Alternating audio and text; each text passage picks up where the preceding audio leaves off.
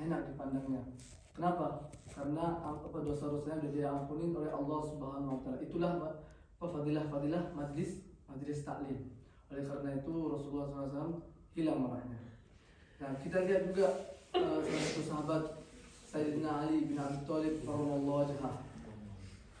Ketika Sayyidina Ali berperang, ada satu prajurit kafir yang sudah jatuh di tangan Sayyidina Ali. Sudah di hadapannya, sudah jatuh, sudah pedangnya juga sudah jatuh, sudah nggak bisa lawan lagi. Ketika itu Sayyidina Ali radhiyallahu anhu mengangkat tinggi-tinggi pedangnya untuk memenggal lehernya. Lalu Sayyidina Ali tiba-tiba menurunkan lagi. Setelah berperang itu, sahabat melihat. Maka sahabat bertanya kepada Rasulullah, kepada Sayyidina Ali, ya Sayyidina Ali, kenapa kamu tidak memenggal kepala prajurit kafir itu? Kata Sayyidina Ali, ketahuilah bahwasanya ketika itu aku tuh membawa hati marah. Sesungguhnya sesungguhnya Rasulullah SAW ya tidak mengajariku berperang dengan marah. Itulah hati orang Islam yang sebenarnya. Sebenarnya orang Islam tuh ada tempat marah, tapi bukan sembarangan kita marah. Nah, ada satu cerita di Masjid Nabawi ketika zaman Rasulullah SAW. Masjid Nabawi yang dibangun masjid itu di Madinah. Nah, di situ ada seorang Arab Badui. Orang Arab Badui itu adalah Arab pendalaman, kayak Arab kampung atau apa. Mereka itu hati mereka itu bersih, tapi sikap mereka itu keras. Kalau sesuatu yang mereka nggak mau, ya nggak mau. Kalau sesuatu yang menyenangkan, ya menyenangkan. Tapi hati mereka itu bersih, tidak ada dengki, tidak ada rasa apa, tidak ada rasa kesel. Mereka itu bersih. Ketika itu Arab Badui datang ke Masjid Nabawi. Lalu apa dilakuinya? Dia pergi ke pojok masjid, dia buang air. Dia buang air di Masjid Nabawi Syarif. Ketika itu gimana perasaan kita? Kalau seandainya ada orang seperti itu di zaman sekarang, mungkin kita berdiri sekarang, datang ke tempat dia, mungkin kita tendang dia, ataupun marah dia, ataupun kita caci dia. Mungkin gitu ya. Tapi ketika itu memang ada sahabat yang melakukan seperti itu, memukulnya, ataupun mencacinya, ataupun memarahinya, mengangkat suara. Tapi Rasulullah menghentikan. Kata Rasulullah, da'uhu utrukuhu la taqta'u baulatah. Da'uhu, meninggalkan dia. Biarkan dia, utrukuhu, meninggalkan dia. La taqta'u baulat, jangan memotong air kecilnya. Nah, ketika itu Rasulullah mengetahui bahwasanya kalau kita seandainya dari belakang ada orang kejut ketika ada orang buat air kecil, terus kita kagetin dari belakang, itu menyebabkan salah satu penyakit di organ-organ tubuhnya. Nah, oleh karena itu Rasulullah mengatakan da'uhu, tinggalkanlah, utruku berkata. Nah, setelah Arab Badui itu menyelesaikan buang air kecilnya, maka Rasulullah mengajari para sahabat untuk menyucikannya. Dari kejadian itu keluarlah hukum untuk ada cara-cara menyucikan najis mutawassithah. Dalam fikih. Nah, oleh karena itu Rasul di sini bisa diambil pelajaran, jangan marah. Jangan marah terlebih dahulu, karena marah itu terkadang menyebabkan menghalangi amalan-amalan di agama. Contohnya anak-anak kecil yang tidak mau ngaji. Kalau kita marahin mereka itu memang mereka bakal ngaji, tapi dalam keadaan yang tidak ikhlas. Sampai besar pun tidak bakal ikhlas. Ada orang anak kecil lagi main-main di masjid, ataupun matiin mikrofon ini, terus kita marah-marahin dia.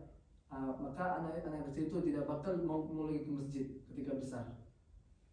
Karena karena dia trauma, takut ada orang marahin dia lagi nanti.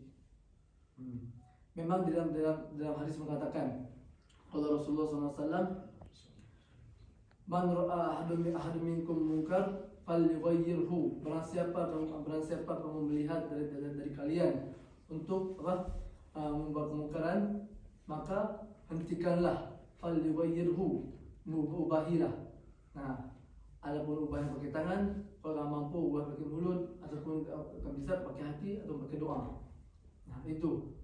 Oleh karena itu, dia cara marahnya itu bertahap. Memang kita itu mengingati bahwasanya jangan main di masjid, jangan bacalah Al-Quran, tapi ada cara-cara yang tersebut.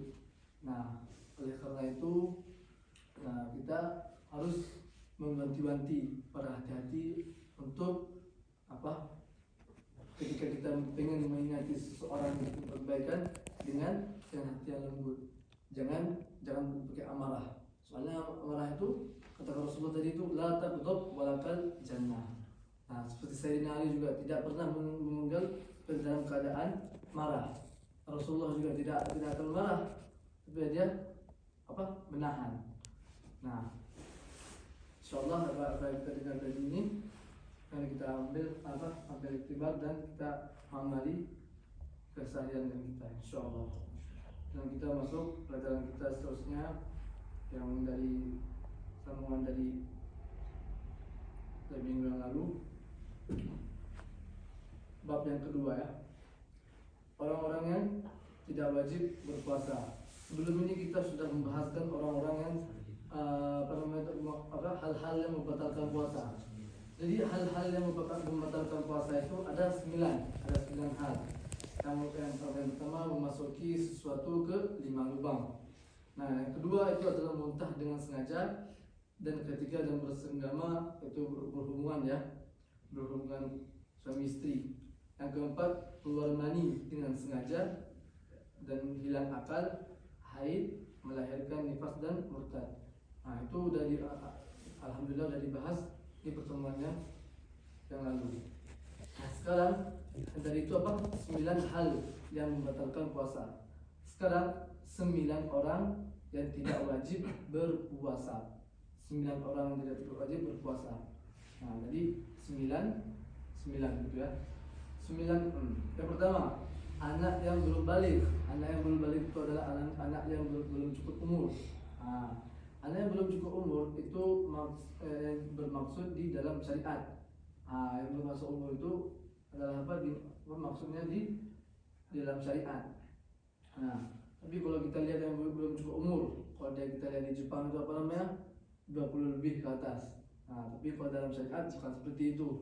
Kalau dalam syariat, seseorang yang, atau kalau laki-laki itu adalah ketika dia keluar mani ketika umur 9 tahun. Nah, itu orang balik. Kalau yang perempuan keluar darah haid ketika 9 tahun. Nah, ataupun tidak keluar haid, tidak keluar mani, tapi usianya sudah menyampai 15 tahun. Nah, itu bisa dikatakan sudah balik, cukup umur bahasa kitanya. Nah, anak-anak yang belum balik itu tidak wajib untuk berpuasa, tapi wajib untuk orang tuanya untuk mengajari anak-anak tersebut latihan berpuasa. Nah, yang kedua, orang gila. Nah, orang gila itu ada 2. Orang gila yang sengaja atau orang gila yang tidak sengaja. Orang gila yang sengaja itu gimana? Orang gila yang sengaja itu seperti dia membentrokkan kepalanya atau memukul kepalanya sampai dia gila.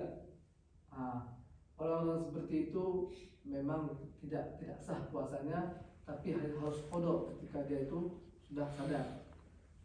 Habis puasa, dari sebelum puasa, habis Ramadan. Nah, yang kedua, gila yang tidak sengaja.